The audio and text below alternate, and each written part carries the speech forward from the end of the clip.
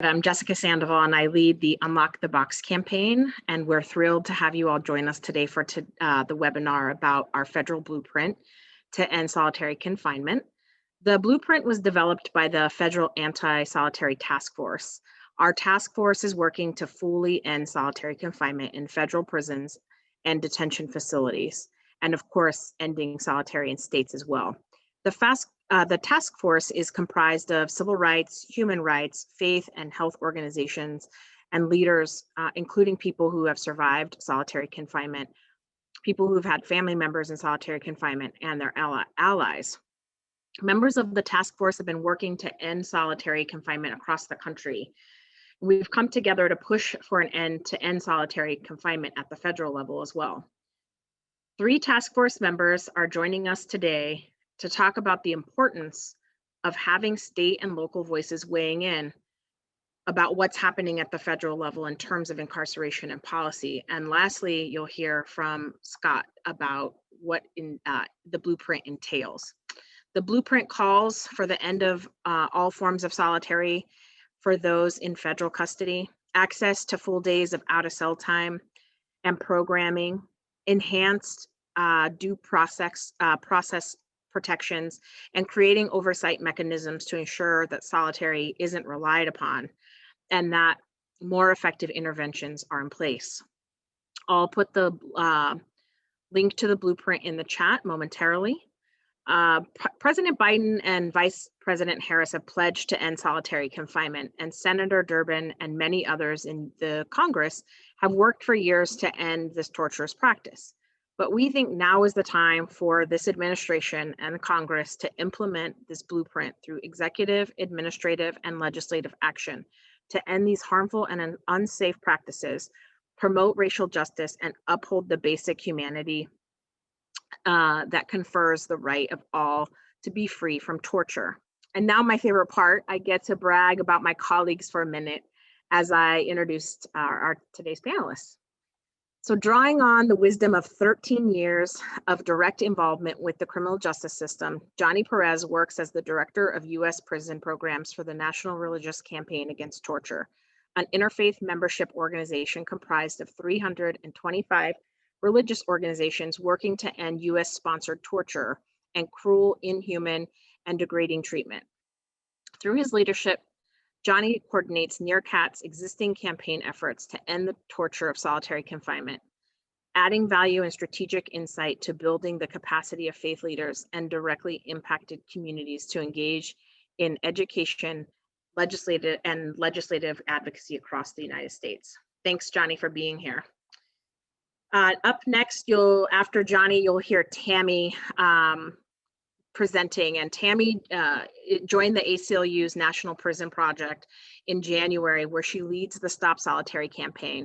This follows a nearly 20-year career at the U.S. Department of Justice and other federal agencies, where she worked on civil rights cases and investigations involving unconstitutional conditions and misconduct in prisons, jails, and policing, as well as policy issues related to restrictive housing, reentry, and death in custody reporting. Tammy is a graduate of Howard University Law School.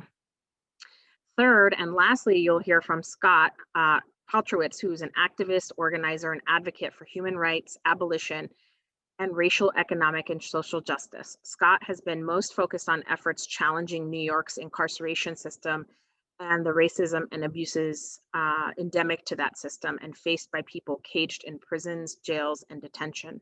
Scott is a member of the New York Halt Solitary campaign and the National Unlock the Box campaign, as well as the People's Campaign for Parole Justice and other related efforts. So that's who we have with us, folks, today. They're going to give us an overview of the federal piece that we're all working on, and we're hope that it'll fire you up to want to take action. At the end of this, we're going to ask you to do that. So I'm going to turn it over to my colleague, Johnny. Nice, thank you, Jessica, for that. And thank you everyone for joining us. You could be anywhere else, but you came here and you're all allies. You've signed on, you've supported this work. Many of you have been working on this issue long before I was personally released from solitary. It's an honor to kind of ground this conversation and exactly why, this is important. And I'm going to skip some of the more basic descriptions of solitary for this particular group, but I do welcome questions, to clarify anything that I've said. So I'll be presenting for about 10 minutes before passing it over to my colleague, Tammy. So right now I'm going to go ahead and share my screen, and hopefully this PowerPoint goes as expected. As a year into Zoom now, we should be Zoom experts. Is the size of that good for everyone? Can folks actually see that? Or is it too small? Thumbs up? Okay, good. Thank you. Again, my name is Johnny Perez, and thank you, Jessica, for introducing me, Director of U.S. Prison Programs for the National Religious Campaign Against Torture. And, I'm also a solitary survivor. And, from that experience, along with my personal experience in having done this work, I'm really, really honored to be in a place where we're actually looking at the federal system to end solitary confinement. So the more basic question, right? Why does solitary need to end? One, we all know that it does not increase public safety, right? Instead, it increases the likelihood of recidivism, as exemplified by the fact that many people are released directly from solitary confinement into society. All right, so okay, why does solitary confinement need to end, right? It does not increase public safety. Instead, it increases the likelihood of recidivism, as exemplified by the fact that many people are actually released from solitary confinement after years of isolation, having exasperated mental health concerns, weak family ties, and of course, unresolved trauma as a result, all factors that lead people back to being incarcerated. Secondly, it does not keep currently incarcerated people safe. Not long ago, New York actually found that half of all prison suicides happened in isolation. In addition to exasperating mental health concerns, and of course, the most important thing that it does, it robs people of hope. And although unmeasured, when you rob folks of hope, it creates a very dangerous situation inside of these prison settings. And lastly, or second to last, I'll say that it's overused. Beyond the tool of disciplinary control is actually often a response for just normal behavior in these carceral settings, including physical illness, as we've seen the increase of use of solitary during COVID, which I'll get into a little bit later. And lastly, it's not reflective of our shared values. Values around compassion, community, love, and even second chances, if indeed we do want, better neighbors. When we're thinking about what are the harms of solitary, we can think about the harms in three different buckets: how it impacts people who are currently incarcerated, people in the community, and of course, folks who actually work there, like correction officers. So really going over this really fast, specifically to people that are directly impacted, those who have resided and been held in solitary confinement report visual and auditory hallucinations, hypersensitivity to noise and touch, uncontrollable feelings of rage and anger, distortion of time and perception. As you can imagine, it's really difficult to keep track of time while you're incarcerated. Many people report post-traumatic stress disorder, even are released with diagnoses of such, or acquire those diagnoses after the incarceration. And very widely known, also increases the risk of suicide while being held in solitary. Looking at it from perspective of the correction officers and other administrative officials that work there, we find that many correction officers, exemplify high stress levels, burnout and compassion fatigue, increased irritability, mental consequences like depression and PTSD. And it's important to note that all of these negative physical and mental health consequences as outcomes for these correction officers do have harmful effects on the institution as a whole. And as a result, the most impacted folks are the folks inside of the cells. To use a really quick example, in New York City, about 60% of the correctional workforce, is out, and what does that mean for people inside who still need to have the same level of access of services while they're there? And lastly, how does it affect the community? And just to quote, Leline Polanco, just to quote, Melania Brown, sister of Leline Polanco, a trans woman who died while in solitary in New York, and she, very, very loudly and forcefully that her sister did not have to die in care. And this is actually the echo of many family members around the country who have had loved ones, held in solitary confinement. How are these folks harmed? People are released directly into the community at a high likelihood of recidivism, death, and even illness. Family members actually struggle to reconnect with the loved ones. I keep thinking about a story a friend of mine told me where he was actually not used to sleeping with anyone, and had a difficult time, sleeping with his wife afterwards. And that disconnect and how that increases, and further strains family ties, and of course family separation, and increasing the weakness of those family ties. Because when you're in solitary, you rarely get family visits. You really get access to not only the courts and others, but specifically your family. And I really wanted to point out grief, as many family members experience grief, not only, of course, the most obvious, if, when someone dies or loses their life inside of solitary, but just an overall feeling of not being able to help their family member while they're there. Who exactly is in solitary? Yale Law School actually have reported 11,000 people, about 80,000 people across the country. It's important to note that these numbers, I want to say between 60 and 80,000 people, but these numbers actually do not include detention centers, jails, and immigration centers.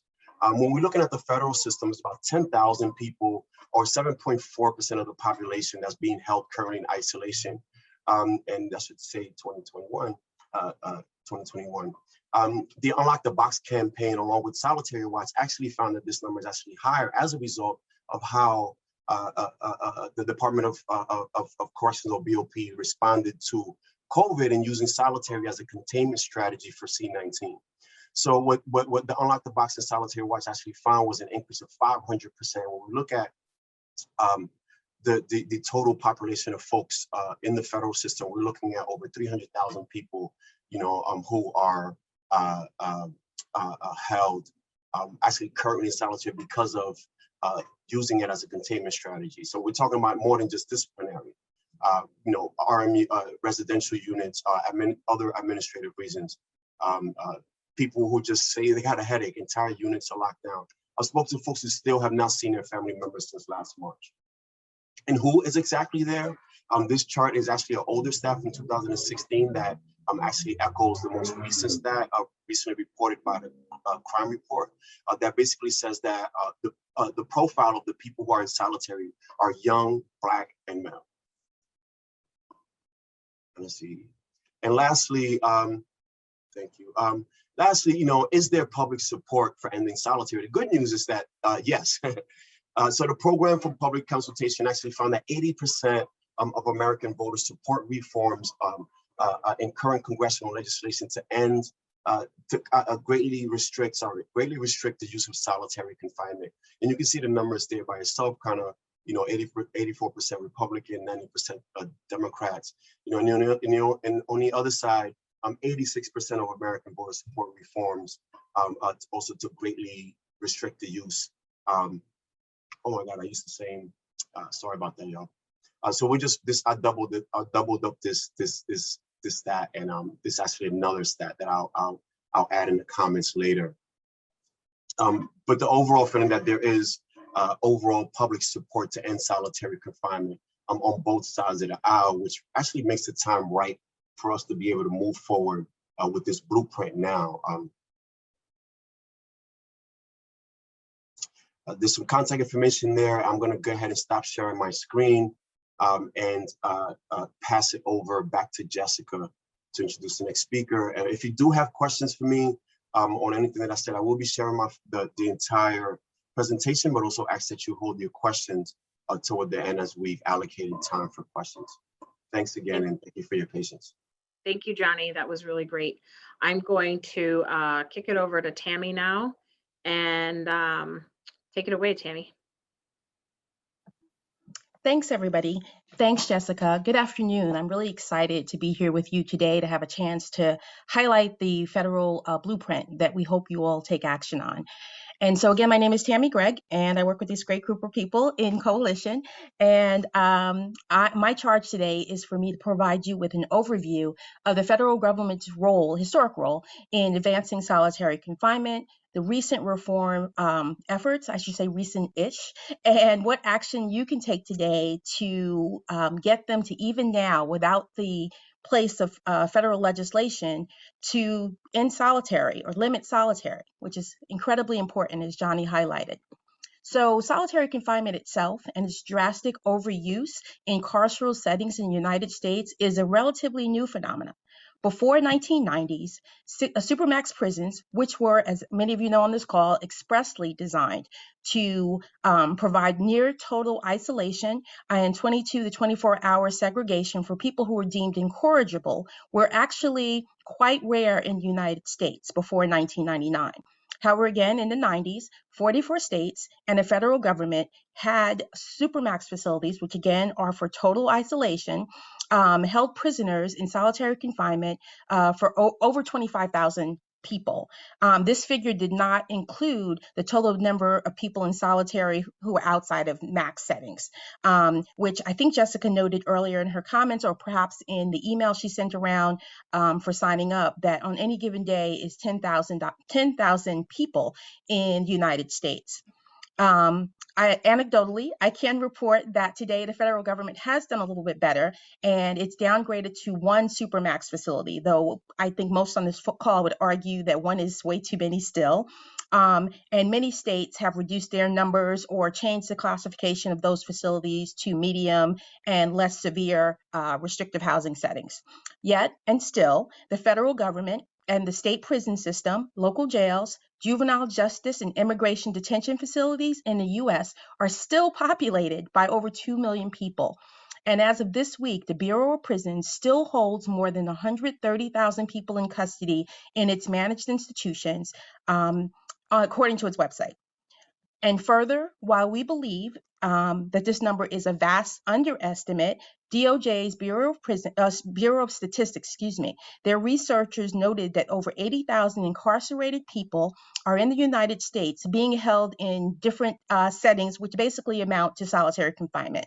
So BOP refers to its isolation status as restrictive housing. So if you ask them, they would say that they don't actually use solitary confinement. It's because of the language that they use. It's still solitary confinement. And the different names that they use include administrative segregation, disciplinary segregation, protective custody, but at the end, they're all forms of substantial social isolation. And so again, the BOP is our target today because it's still the largest prison system in the United States. And it recently reported that it holds approximately 7% of its population in solitary confinement. That's a huge number. But again, as I mentioned earlier, the emergence of solitary confinement as a routine tool in correction settings is relatively new, and it coincided with the unprecedented explosion in our prison and jail populations during the last 30 years. The political climate in place at the time, 25 to 30 years ago, and which involved both parties, which is notable, was driven by election year politics to prove who was toughest on crime. And as Johnny mentioned in his remarks, there was very little regard or discussion along the lines of where are our shared values. Instead, there was very little opposition from people in power who to question the humanity and fairness of solitary confinement and increasing the prison population. That just didn't happen. That debate didn't happen back then. But again, over the past 30 years, state, federal, and local correctional settings have increasingly relied on solitary confinement, isolation, and segregation as a management tool, holding incarcerated people in conditions of extreme social isolation for extended periods of time. I think few on this call would argue that jails and prisons in America aren't overcrowded and often under-resourced. So the vast numbers, of men, women, and children behind bars, as well as the unprecedented number of people with mental illness who are being dumped in the criminal justice system, they foster this environment where the facility feels like they need to maintain extreme social isolation and control. They use solitary confinement as a solution to many of the problems that I mentioned, mental illness, drug abuse, as opposed to using social and community supports to address many of those issues. However, we're hoping that we're going to see change soon. So I'm going to transition from sort of historical stuff to recent reforms. Many of those occurred under the Obama administration, where they actually focused on solitary confinement at the Bureau of Prisons level.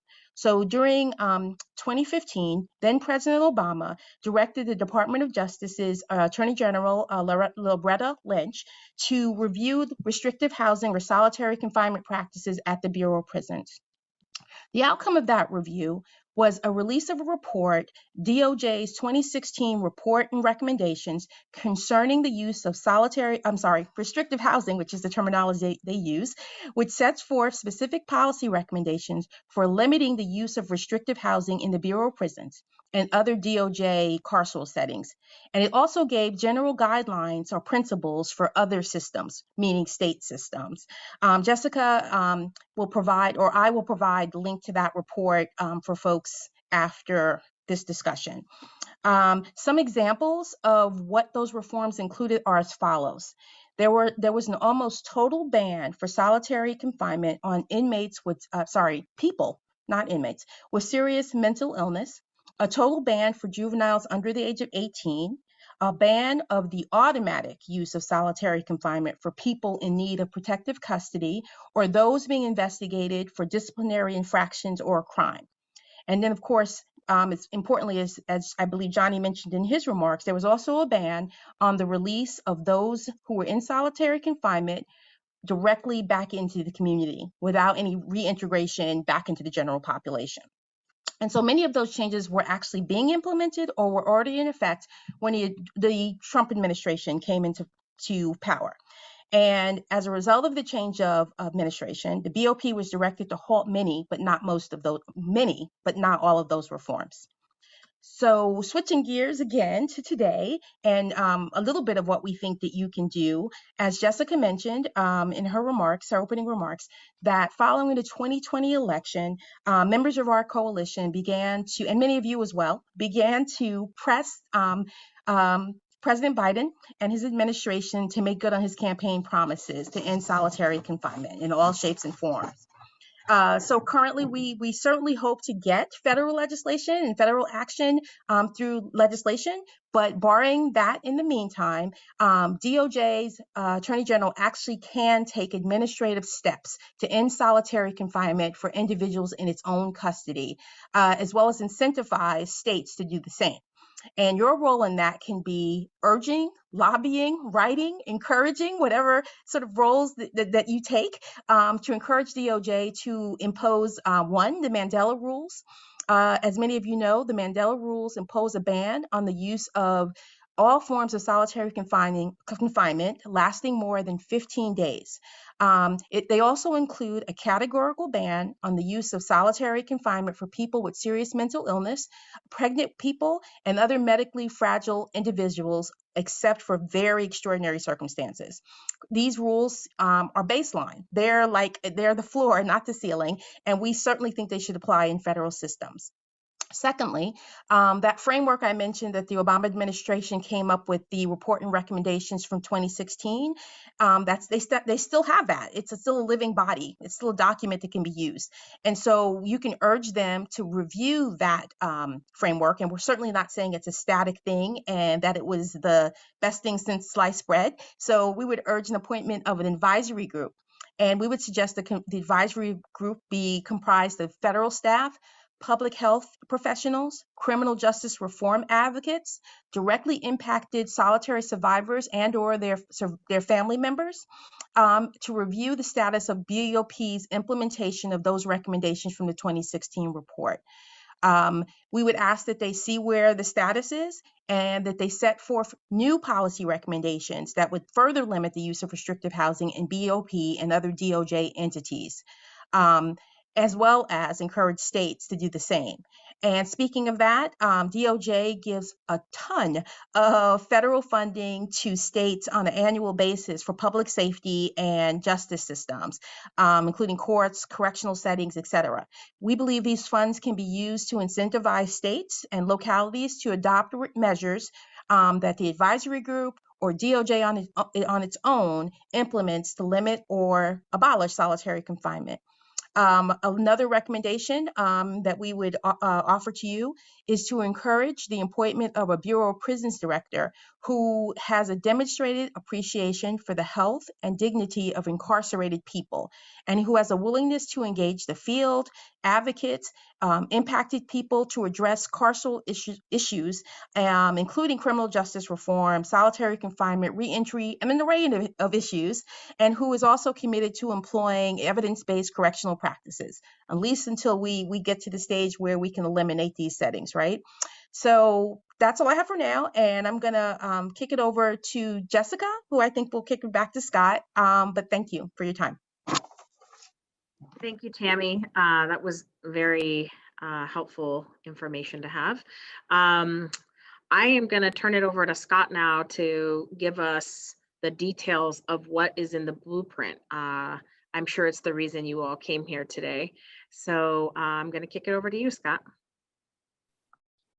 Thanks, Jessica. Thanks, everybody, for being on. And just to echo, why we're talking about this blueprint today really quickly is just to say we have a president and a vice president who both pledged to end solitary confinement. They didn't pledge to restrict it. They didn't pledge to tinker with it. They didn't pledge even to have a 15-day limit on it. They pledged to end solitary confinement.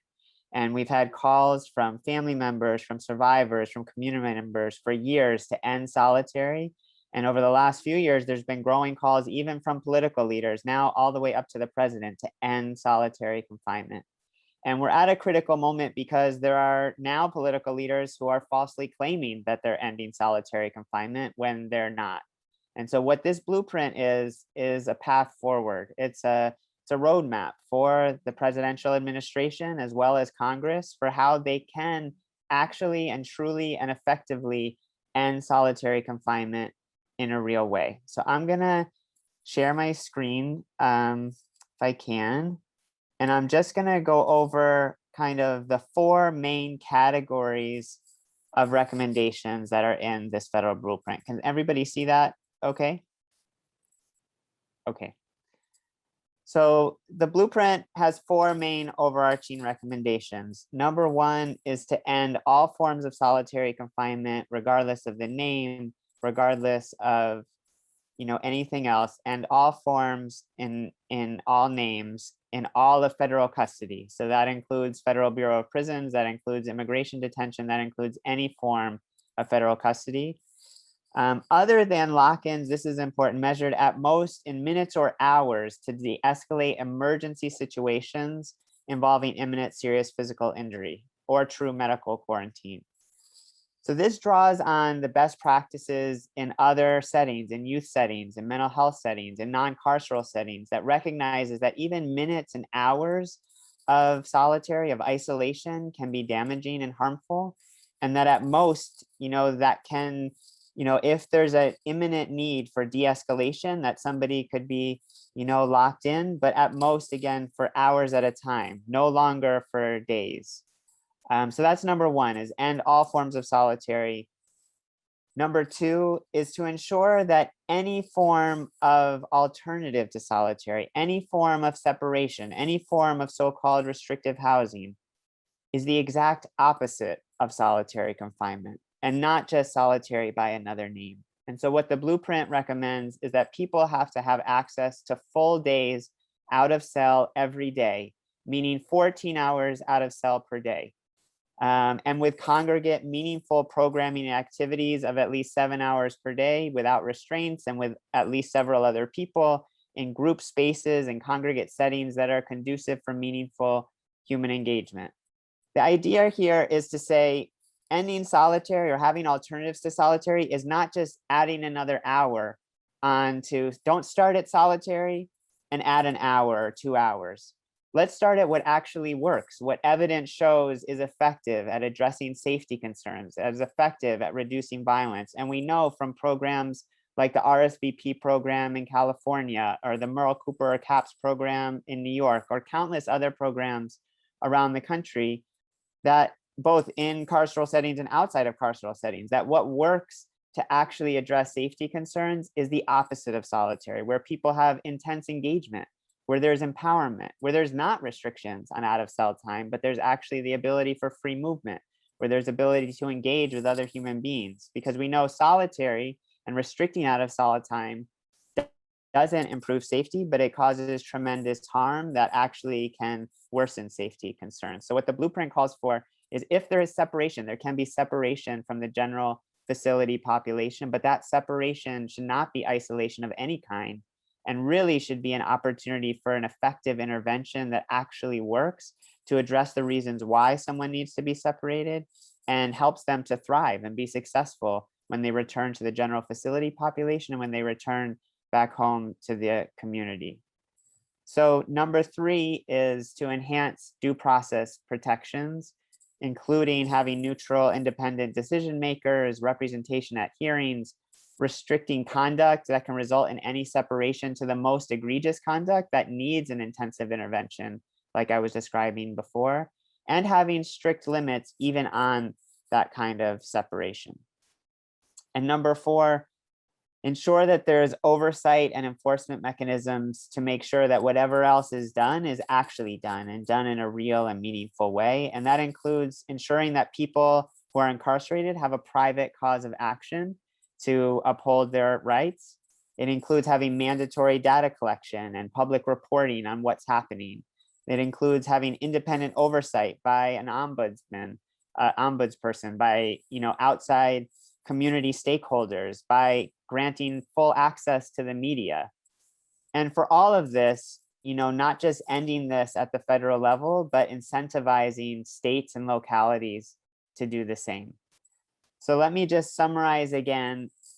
Basically, the point of this blueprint is to say, fully end solitary confinement, that nobody should be locked in a cell during the day, except for purposes of emergency de-escalation, and only for lengths of time that are minutes and hours. Otherwise, people can be separated from the general facility population, but that separation should not be isolation. It has to be the opposite of isolation, with, again, 14 hours out of cell per day and access to meaningful human contact and programming.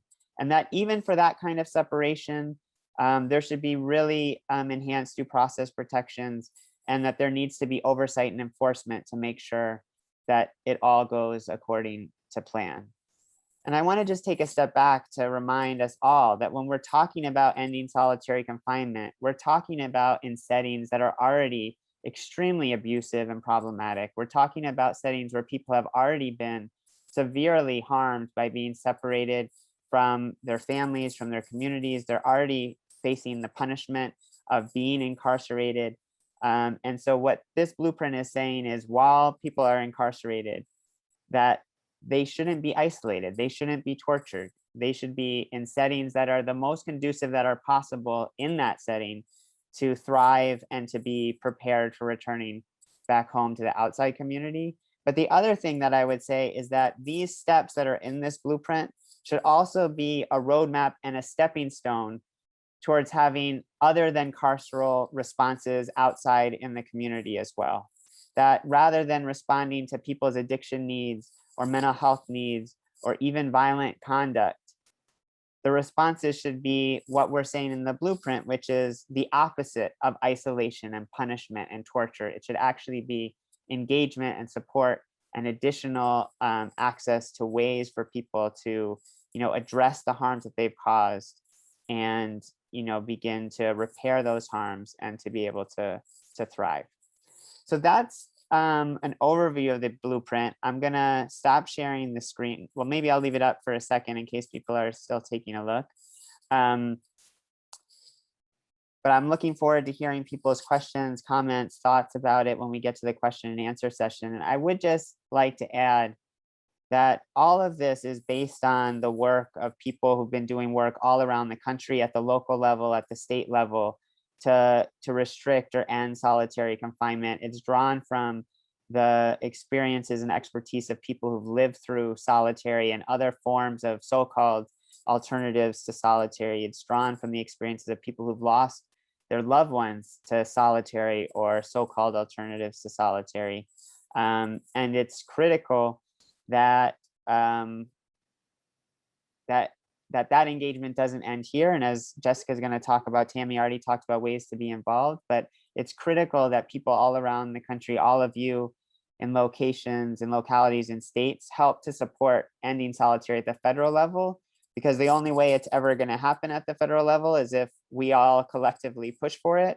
But also, the more that we can get traction at the federal level to truly ending solitary, it's going to help us in our efforts locally and at the state level as well. The last thing I'm going to say about the blueprint is this is intended to be a blueprint for either administrative action, like Tammy was talking about, or congressional action that Tammy also mentioned. So we believe there should be legislation that follows what's called for in the blueprint. And we also believe that today, President Biden and Vice President Harris could end solitary confinement in this way through these mechanisms administratively. So I'm going to stop there. I'm going to stop my share, and I'm going to turn it back over to Jessica. Thank you, Scott. There are some questions coming in here to the chat. I mentioned at the top of the hour that we will be sending out this recorded video link along with actions you all can take and links to some of the reports that we mentioned, including the blueprint. So you can look out for that in the next couple of days. So a couple questions came in. Let's see what we have here.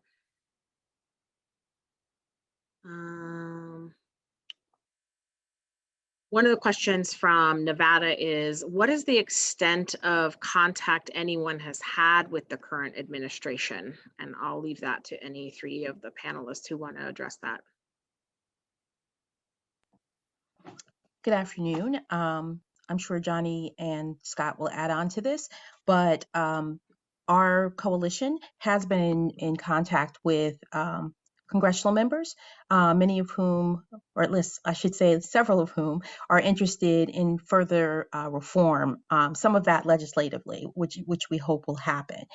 Short of that, we've also been in touch with the Department of Justice through a lot of our coalition groups, where letters have been sent to the Attorney General, letters have been sent to, prior to the Attorney General coming on board, to other leadership at the Department of Justice, where a lot of the information that you'll see in the blueprint, which is where it's really crystallized, was shared with them about making changes. And so we've had meetings, I guess, is probably the best way to say that. And we've certainly sent out letters where we've laid out our concerns about solitary confinement and what reforms we think should take place. And I think for the most part, we've actually gotten responses to our requests for meetings and our request to be heard on these different issues. So I'd say we're sort of at the infancy stage of a lot of those engagements, but they have occurred.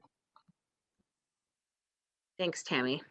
As a follow-up to that, a question from New York is, if the president were to end federal solitary, would it have to be followed up by legislative action to make sure the next administration doesn't bring solitary back?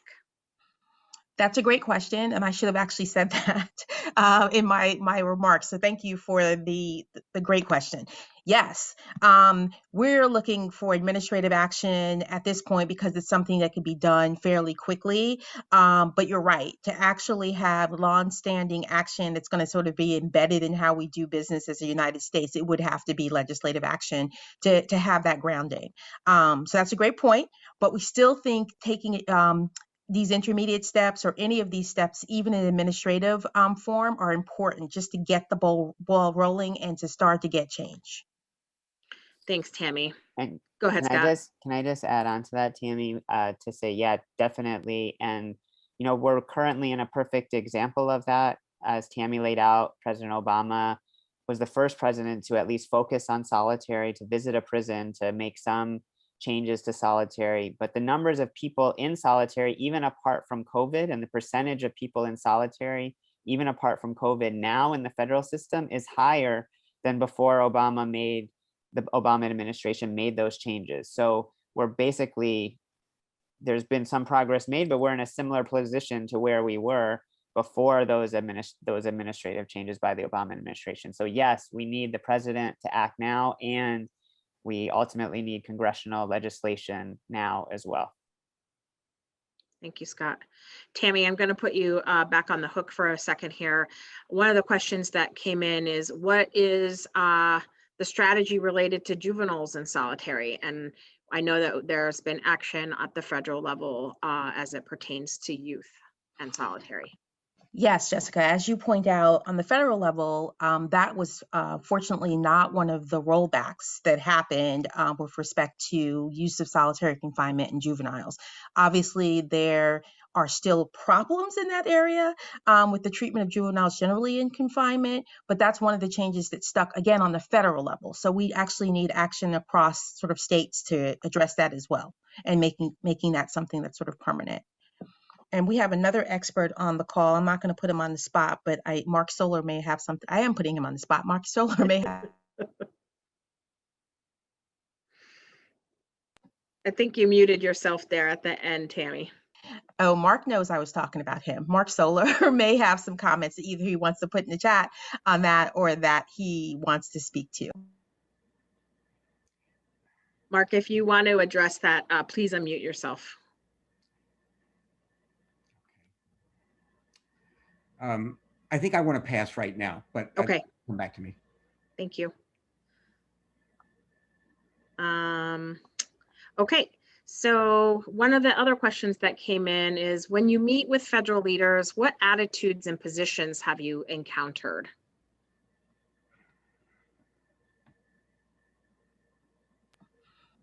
Jess, I'm sorry, you said what opposition have we encountered? Could you repeat sort of the piece of that? Sure. When we meet with the federal leaders, what attitudes and positions have been encountered?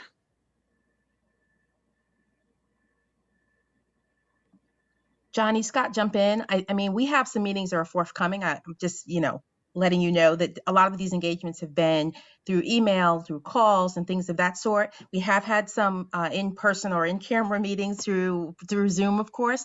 And I think I could say sort of uniformly that people have been very interested in what we have to say. People have been interested in ways to address solitary confinement. I don't think we've gotten anybody who sort of wholesale raised like sort of the universal objections of the cost and all the other issues, the unions and everything else. Certainly we get questions like that, but I think we've been able to address those concerns. For the most part, I think we've received a lot of reception to what we've been saying and what we've been advocating. We just need action now, right? Yeah, I think that's right. That I would have summed it up the same way. Can someone answer kind of what is the role of corrections officers unions are in helping or hindering the implementation of these kind of administrative changes? I'll go ahead and jump in there and later, defer to Scott and Tammy also to add on. But I think it's the same as we see in the States, that oftentimes they do hinder change. Oftentimes they exaggerate, exactly what the issues are and what the threats are and what the actual security issues are. So from my personal direct experience, as echoed as many of you on the ground, like we really don't expect correctional officials to just automatically jump on board. Hence the reason why it's important for us to organize. Now, there has been some, there's different efforts around the country that have been engaging correctional officers directly by letting them know exactly, a lot of the collateral consequences of isolation, specifically to those who work there. As I mentioned in my presentation. But the role there is if they are not on board, they would present a counter narrative. But yeah, I think our approach is more legislative, and whether they agree or not, it's just a measure of following the law. Yeah, Scott, Tammy, feel free to jump in there. So I would just add, based on my experience in the Obama administration with the 2016 report, that we did hear a lot of concern expressed by the correctional union, largely that they weren't engaged in having a voice in what the changes might do and how that would affect or impact their conditions of employment. They did raise safety concerns, of course, but I think one of the things that the administration did that was helpful, not perfect, but helpful, is they actually listened to some of the concerns that were raised before the recommendations were issued. This is when they were sort of in a nascent stage and they were being developed. And they tried to address as many of those as possible. They also engaged in collective bargaining, which is, what they're supposed to do.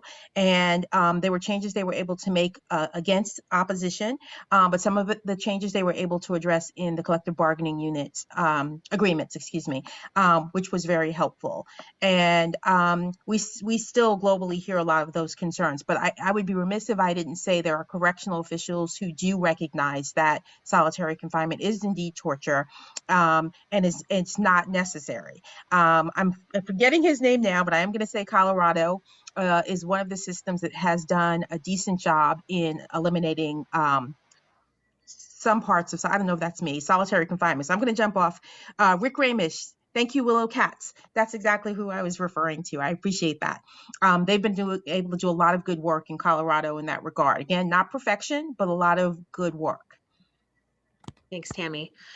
Scott, I'm going to pass it over to you for this question, since our colleagues from the Center for Constitutional Rights aren't on with us today.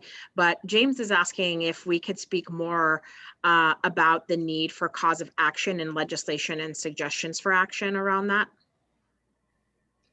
Yeah, and I'm not an expert on federal litigation, so others will have to take this with a grain of salt. But from what I've learned from our colleagues that are part of the FAST coalition is that the Supreme Court has been limiting the ability of people incarcerated to sue corrections officers and departments over time. And it's made it very difficult, throwing lawsuits out as failing to have even a cause of action, when traditionally in the past, people have had the ability to have a private cause of action for violations of their constitutional rights.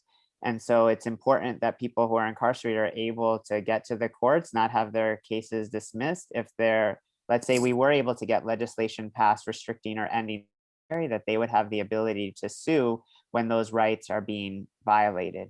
The other thing to say is that I guess the courts have also interpreted that if legislation is passed without explicitly providing for a cause of action, the courts have interpreted that as meaning Congress intended people not to have a cause of action. And so if we were able to get legislation passed without this portion in there, it would actually be harmful. It would make it that it was as if Congress was saying people incarcerated shouldn't be able to sue over their rights being violated by being placed in solitary. Thanks, Scott. Another question came in about us mentioning incentives for states to follow kind of for the feds to incentivize states. And the question was, does that look like money for states? And do we have other ideas to incentivize states to follow what the feds do if action is actually taken? So I can speak to that, and Johnny and Scott, please jump in as well. Currently, the Department of Justice has a huge tranche of funding through the Burn JAG grants that it gives out every year. And for example, there is a penalty imposed on states that do not implement the Prison Rape Elimination Act, or PREA, mandates such as reporting and auditing and things of that sort. There's a 20% financial penalty. So we certainly have not laid out a number, but that's a substantial portion of their funding if they don't get that. And so what we were thinking framework wise is that there would be a similar penalty, though again, we don't know what the percentage would be, that would incentivize states that if you don't make these reform and these changes, that you're going to lose some of your very critical criminal justice funding. Thanks, Tammy. A question came in, and I'm not sure anybody of us know the answer to this, but I'll put it out there. And if somebody in our group of folks, I think there's about 45 of us on this call, knows the answer, please chime in the chat. What percentage does anybody know of those in solitary are there because they genuinely need protection from general population? And what I always say is that even if somebody needs to be in what would be called a protective custody, there's absolutely no reason for it to mirror what solitary is. It should mirror what general population looks like on a separate unit. So I'll just put that as a asterisk there. But does anybody happen to know if they're a percentage? Okay. All right, I'm going to move I'll, on.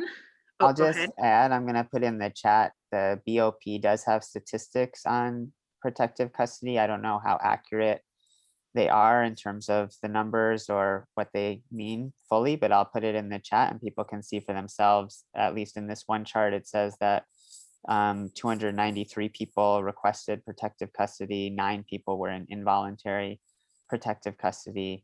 That's out of about the 10,000 that we spoke about before. So, but I would echo what Jessica said, which is, again, people under the Blueprints plan could still be separated and they could have units for protective custody that are safe and safe for those individuals, but it doesn't mean those people have to be locked down all day, every day. Instead, they should still have the ability to engage in settings that are safe with other human beings and have access to programming and the like. Great. Thanks, Scott. We have about 4 minutes left before we need to jump into our action items to stay on track. So I'll take, there's a lot of questions in the chat, but one of the questions is there a strategy for leveraging administrative complaints or the narratives / advocacy of directly impacted individuals? In the immigration context, for example, Office of the Inspector General and civil rights and civil liberties complaints are another avenue for directly impacted folks to document their experiences and hold the federal government accountable for abuses. Is there a similar administrative tool in the criminal justice context? Tammy, you're our DOJ expert, so I'm looking at you. I would say it doesn't relate specifically to solitary confinement. So that was my momentary hesitation, but I would say the Office of Inspector General is a parallel entity that does investigate complaints that come from folks who are in carceral settings. The Department of Justice also has the special litigation section, the civil rights divisions. There's a criminal section as well, all under the umbrella of the civil rights division, where they investigate allegations that are individual. Though you're less successful getting an individual complaint evaluated by them, they have to look at patterns or practices pursuant to their statutory authority. But I would say if you're talking about something similar to civil rights and civil liberties at DHS, then we're talking about the Office of Inspector General. Great, thanks, Tammy. Let's see, we have 2 more minutes here. A question that I think we all have grappled with: if solitary confinement ends, will control units like Florence, which is ADX, continue? Could this population increase dramatically? ADX is, I think, going to be something we're going to have to contend with, and it will be, a difficult one, I think, to dismantle. But I'll take it over to my panelists to answer that question. Scott, do you want to take that one? I'll just say it should be dismantled and we need to push for it to be dismantled. Yeah, we're saying all forms of solitary in all settings for all people should be ended, and there's no reason to have it. And so that's what we're going to have to be pushing for. But yes, it may be a challenge, but that's what we need to do, is to build the momentum and the organizing power. And maybe if I can just take a second, because I saw Jean Casella's great point in the chat that some of the people who are our so-called allies may not be right with us on solitary. And I think this is a good example of that. And I think that's exactly right. Yes, we think there's a lot of momentum, and we think that we can push for this blueprint to be implemented administratively and through congressional action, but it's not going to be easy, and it's not a slam dunk. This is what we believe should be what happens, and this is our vision for what it should be. And so we're going to have to build the power and do the advocacy to make it happen. But the one caveat I will say is that, as Johnny pointed out, there is huge public support as a general matter for addressing solitary confinement and ending solitary confinement. And so I think we need to create the narrative and capture the narrative and make clear in all of our efforts what ending solitary confinement should mean, can mean, and must mean, so that we don't have you know, Virginia's governor saying they're ending solitary and they're keeping people in their cells, you know, 20 hours a day or more and not even doing that. We need to say ending solitary confinement means ending solitary confinement. It means not isolating people, not torturing people, not keeping people, don't just add another hour, or 2 hours or 3 hours of out of cell time. Don't just have out of cell time where people are alone in a separate cage. Ending solitary means actually ending it, because we know it's harmful, but we also know that what works to address safety is the opposite of solitary. Yes, well said, Scott. Thank you.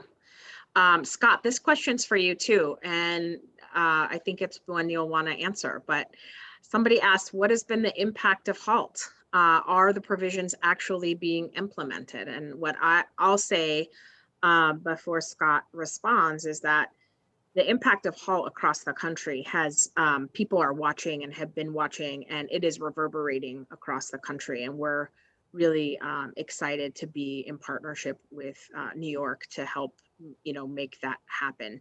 And this blueprint was really established on many parts of HALT. And so again, it's another, you know, reason why the state efforts are important. And I would say most important here, but also you all have the power to help build this base that Scott's really talking about, you know, to help build power to get places like ADX and others closed and ending solitary for good. So we're happy to have you all here and taking action with us. And we're going to get to that just as soon as we wrap up our questions. So Scott, if you could address that question, and then I'll take one more question before we head over to the action piece. Thanks for the question. Thanks, Jessica. And there's other New York colleagues on, Johnny, one of them and others, so please jump in. But two things to say. First is, just so folks know, HALT goes fully into effect March 31st, 2022. So it's not, hasn't been implemented yet. So the question of whether it's being fully implemented, we will be waiting to see. But folks here in New York are doing everything we can to be pushing for full and effective implementation.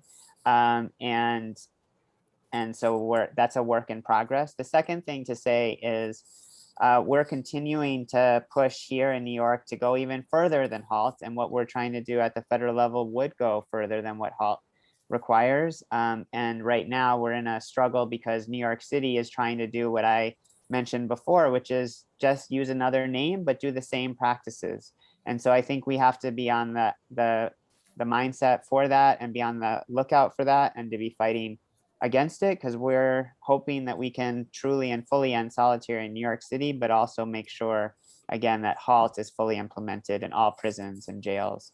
And for people who don't know what HALT is, I'll just very quickly say it's state legislation that passed in New York that affects both prisons and jails, bans any solitary beyond 15 days for all people, and solitary is defined as 17 hours or more locked up in a day. And it requires at least 7 hours of congregate programming and activities for people in alternatives, in addition to doing other things like banning certain groups from any of that, etc. So I hope that answered the question. I think the bottom line is that HALT has now been passed. It's a law. It also was a law that we were told in 2012, 2013 would never pass, would never come into existence. So I think back to the Jean's like really perfect question and my response to it, like we're gonna have to make it happen. Now let's hope it doesn't take the 9 years it took in HALT, but I think there's growing momentum all around the country to end solitary, and passage of HALT is just an example of that. And I hope it can help spur the momentum forward. Thanks, Scott. So I am going to transition us to the take action portion of today's webinar, and it will take us to our closing. I hope you're fired up. I hope that this information has been helpful. I hope that you understand that you have a role in this work, and we want you to take action. So I'm going to put up on the screen our action center. And while I do that, what I would ask for all of you to do is take out your phones. We're going to do a collective action now. Let me see your phones. Shake those phones. Let me see those phones. Okay. Let me put this up here. What you're going to see on the screen is all of us are going to take collective action. If you could text Biden, all caps, to the number 52886, please.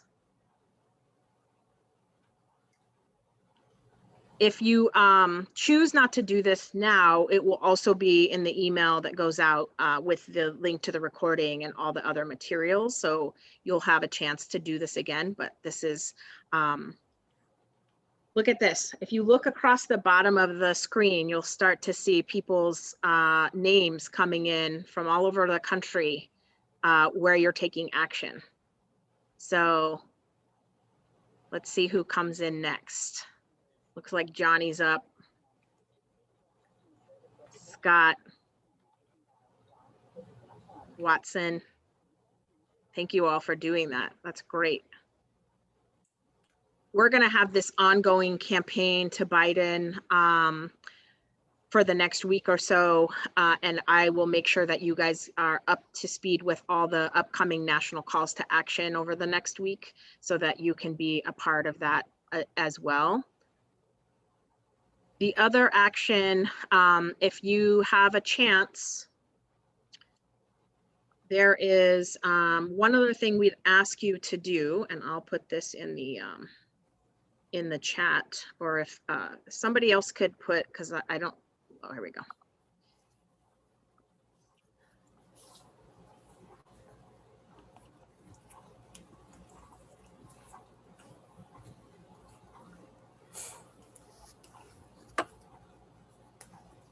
If you go to the unlocktheboxcampaign.org website, you'll see our action center. And in fact, I should just put that action center link here. Does anybody have that up? Let's see.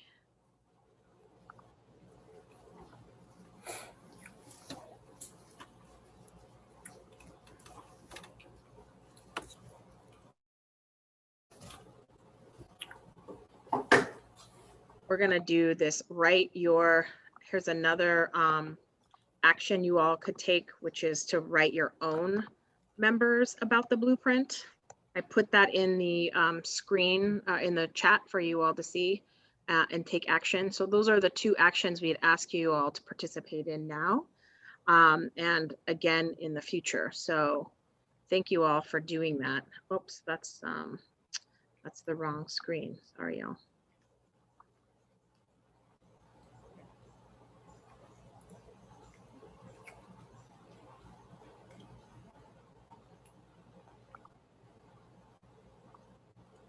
All right, let's see who else is coming in.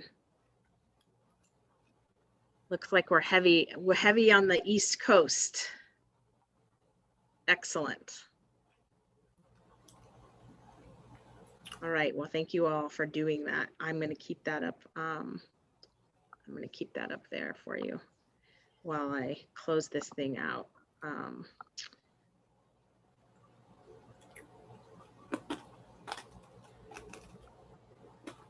Well, like I said, you all have been and are very important to this effort, and we thank you all for taking the time to join us today and taking action. We, like I said a couple of times, we will make sure to follow up with email after the fact with the link to the recording so that you all can share that with folks on your team who haven't seen it or others in your network. It'll have links to many of the reports we mentioned in today's webinar, including the link to the blueprint and take action items coming up and links to those as well. So I will hope that you all stay tuned to this. Really appreciate you all being here. One thing I want to just uplift before we head out is that if anybody wants to directly call the White House to urge the adoption of the blueprint for ending solitary, you can call 202-456-1111, and that'll take you to the White House front desk, and you can put your information there. So thank you for doing that, Scott. We hope that you all will take action and doing those calls as well. Jean put some information about reading, a link about reading about the solitary, what it's like in the federal system. The chat is full of resources. I hope you take that. And thank you all for being here. Thank you to our speakers. You all were awesome. And I will get us out of here 4 minutes early, and take care, everybody. Thank you so much.